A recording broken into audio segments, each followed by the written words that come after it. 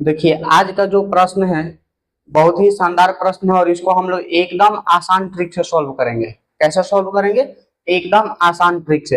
आप एक बार इस ट्रिक को देख लीजिएगा और ऐसे प्रश्न निकालने सीख जाइएगा तो इस तरीके के प्रश्नों को आप अपने मन में भी तुरंत ही सॉल्व कर सकते हैं। देखिए प्रश्न क्या है। प्रश्न है कि एक वस्तु का मूल्य 750 रुपया से बढ़ा करके 900 रुपया कर दिया गया। मतलब कोई वस्तु है और उसका शुरू में जो मूल्य है ना वो है 750 रुपया। शुरू का उसका मूल्य कितना है?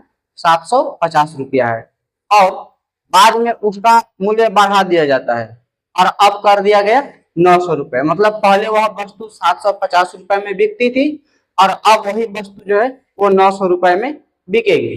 अब आपको बताया यहाँ पर निकालना है कि मूल्य में वृद्धि प्रतिशत ज्ञात करिए। कितने रुपए की वृद्धि हुई अगर ये पूछा रहता तो आप आराम से बता सकते हैं इसको देख करके 150 रुपए की वृद्धि हुई है। लेकिन यहाँ पर कितने रुपए की वृद्धि हुई है ये नहीं पूछ रहा है, ये पूछ रहा है कि कितने प्रतिशत की वृद्धि हुई थी।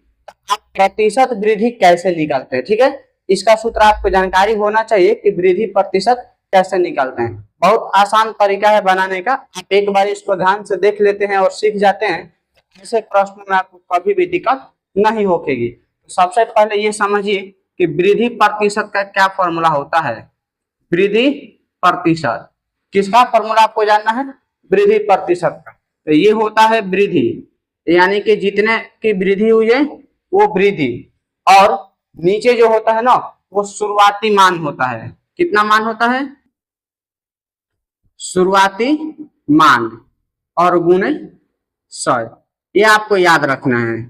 ये आपका होता है वृद्धि प्रतिशत का सूत्र, वृद्धि बटा में शुरुआती मान गुणे 100।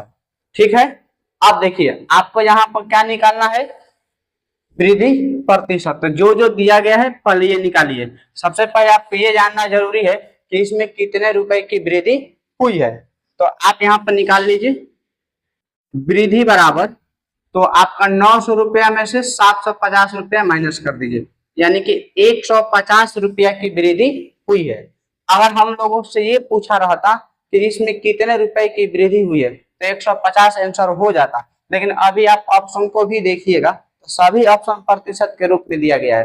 क्यों? क्योंकि हमें मूल्य में वृद्धि प्रतिशत ज्ञात करनी है।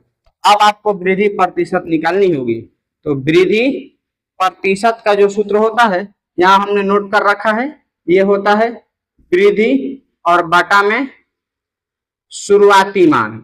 ठीक है, शुरुआती मान और गुणे 100, और यहाँ पर आपका प्रतिशत का साइन रहेगा क्योंकि ये प्रतिशत में आंकड़ा निकलता है।